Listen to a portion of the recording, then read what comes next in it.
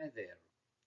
You are probably looking for a video about the passive in the English language, and you have found my video. I hope I can help you. So let's start with the basics. Of course, we need an example sentence to work with. Here it is. Farmers collect sap in spring. As we were talking about Canada in our lessons, these sentences are about maple syrup. So sap is explained in the right bottom corner.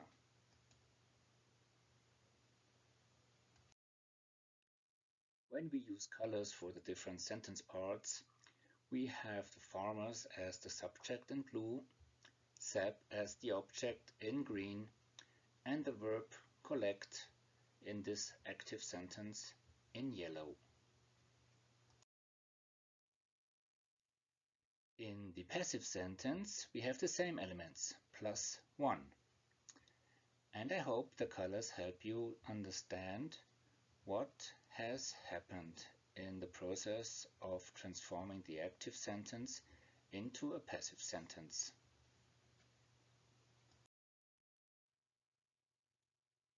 So the green one, the object of the active sentence, has become the subject of the passive sentence. And vice versa, the subject of the active sentence has become kind of the object of the passive sentence, the so-called by agent.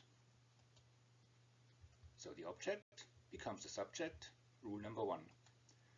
Number 2, the subject becomes the by agent, which tells us who did something. Let's take a look at the verb. The verb in the active sentence is collect, and in the passive sentence it is a form of to be.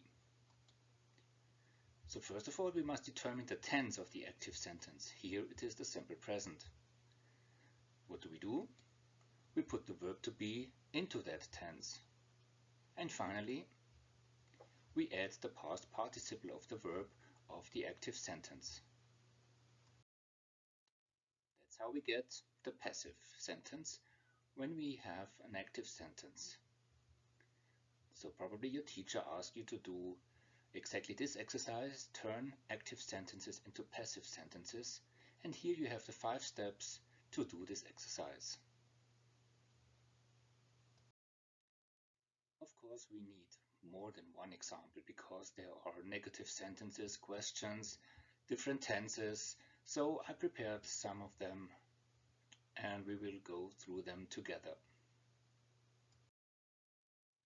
Here in this sentence, where have farmers sold maple syrup?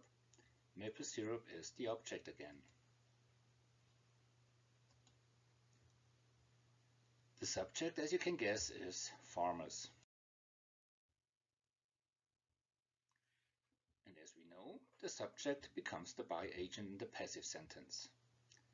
Let's have a look at the tenses. The tense is the present perfect. And with this information, we know what to do in the next step. We turn the verb to be into that tense, which is have been. And finally, we add the past participle, the third form of the verb. And the result is the following. Where has maple syrup been sold by farmers? Here is another one. The farmer is making syrup right now. The object syrup becomes the subject, and again the subject becomes the by agent. The tense of the active sentence here is the present progressive, so let's turn the verb to be into the present progressive. And finally, we add the third form of the verb of the active sentence. The verb is to make, and the third form, the past participle, is made. So we get the result. Syrup is being made by the farmer right now. Here is one example in the future, the will future in this case. The tourists will not taste the sap. The object is sap, and it becomes again the subject of the passive sentence. We have the subject, the tourists, and the tourists become the by agent in the passive sentence. As I said, the future is the tense in this sentence, and to be more precise, the will future. We put the verb to be into that tense, so we have the form will be, and we add the past participle tasted.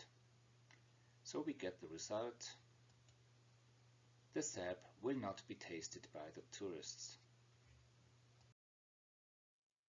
So what about negative sentences? The farmer did not collect the sap in winter.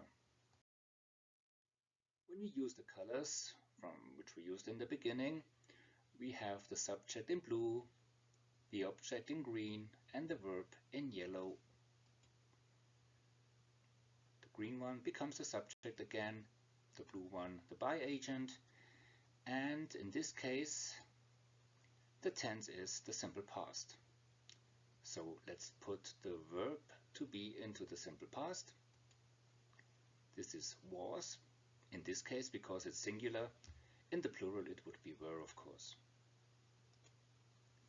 And we add the past participle of the verb in the active sentence, in this case collected. So we get the following result: the sap was not collected by the farmer in winter.